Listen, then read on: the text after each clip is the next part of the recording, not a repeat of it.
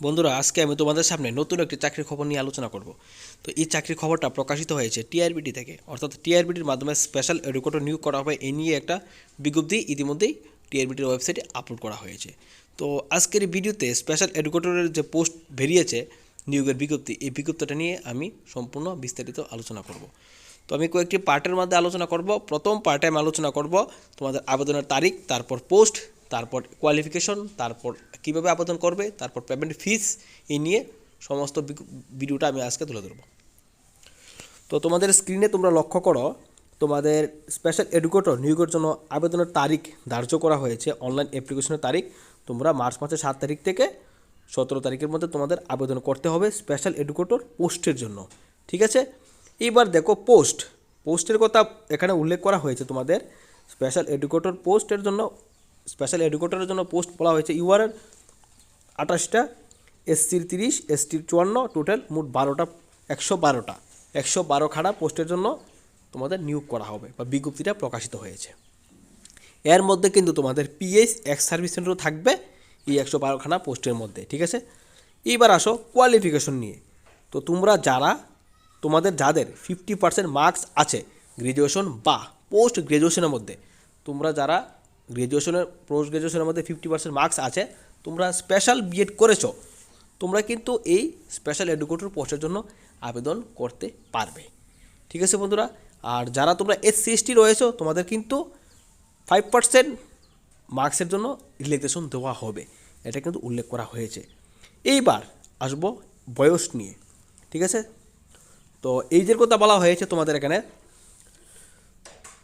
ফেব্রুয়ারির 10 তারিখ 2025 অনুসারে তোমাদের যাদের বয়স 40-এর মধ্যে আছে, 40 বছরের কম আছে, তোমরা এই পোস্টের জন্য আবেদন করতে পারবে।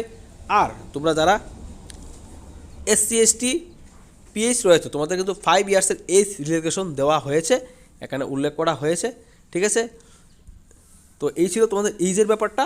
এবার আসো পে স্কেল নিয়ে। তোমাদের বেতন কিন্তু দেওয়া হবে 20,475 টাকা ফিক্সড পে বেসিস। ঠিক আছে, তো level 9 Tripura state pay matrix অনুসারে। ঠিক আছে, তো এই ছিল তোমাদের এই পে নিয়ে, তোমাদের স্যালারি নিয়ে। এইবার আমরা দেখব তোমাদের প্রসিডিউর অফ, মানে যে তোমরা আবেদন করবে, আবেদনটা নিয়ে এবার দেখব। তোমাদের কিন্তু ফটো কিন্তু 100 কেবির মধ্যে স্ক্যান করে আপলোড করতে হবে, জেপিজি বা জেপিইজি ফরম্যাটে।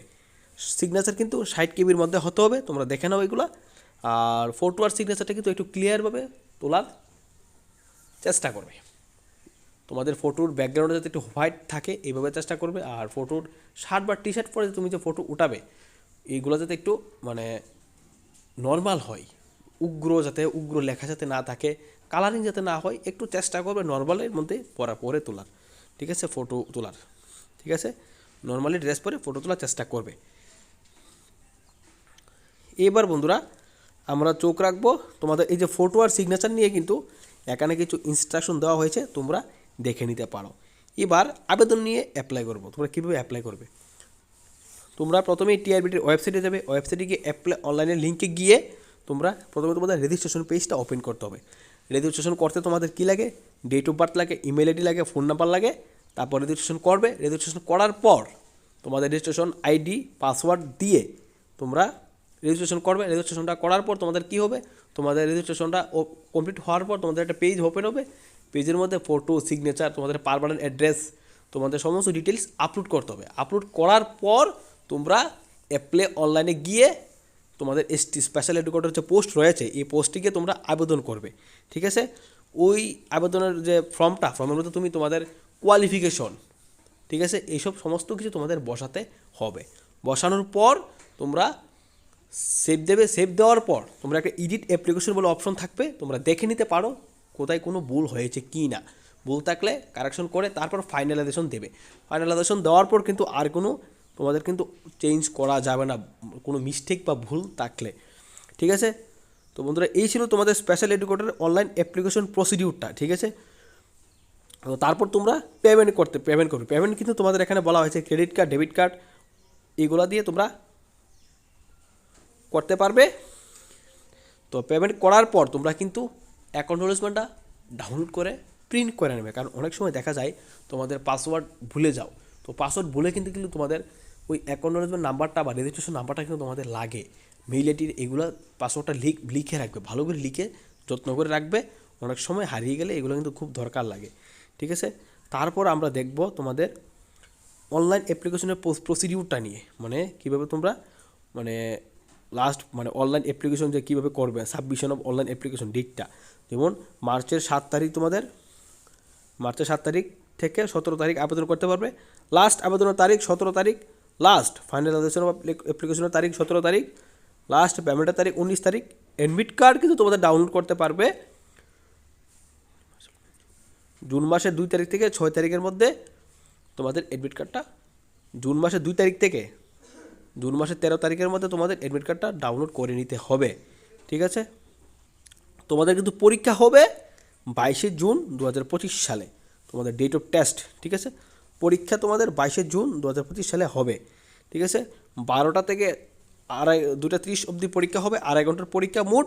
পরীক্ষার সেন্টার থাকবে আগরতলায়, ভেন্যু অ্যাডমিট কার্ডে জানিয়ে দেওয়া হবে, ঠিক আছে।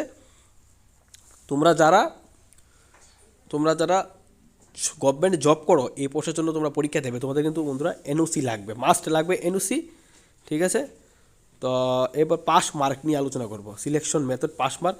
তো স্পেশাল এডুকেটর পোস্টের জন্য টোটাল 150 মার্কের পরীক্ষা হবে, এর মধ্যে তোমাদের ইউআরের 75 পেতে হবে, আর SC STদের পাস মার্ক হচ্ছে 68।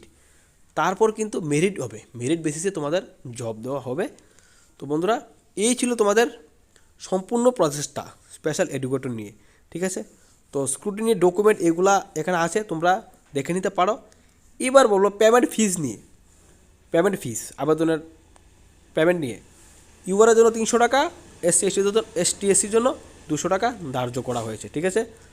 তো বন্ধুরা এই ছিল তোমাদের স্পেশাল এডুকেটরের নিয়োগের বিজ্ঞপ্তি নিয়ে আলোচনা, ঠিক আছে। তারপর তোমরা এখানের মধ্যে এই বিজ্ঞপ্তির মধ্যে সমস্ত কিছু আলোচনা আছে, তোমরা চাইলে দেখে নিতে পারো। আর কারো কোনো সমস্যা হলে বুঝতে অবশ্যই কমেন্ট করো, আমি বুঝিয়ে দেবো।